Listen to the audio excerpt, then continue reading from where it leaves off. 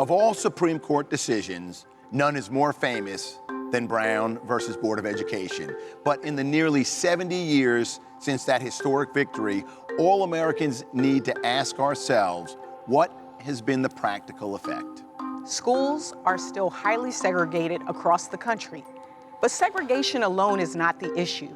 Equity in educational quality and access to resources for predominantly Black and brown schools are the real problems we need to address.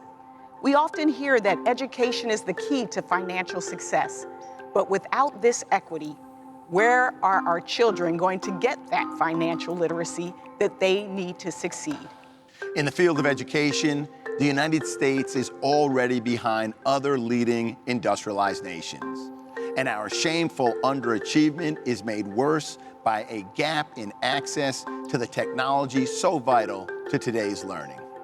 Now, these problems have been exacerbated by fear.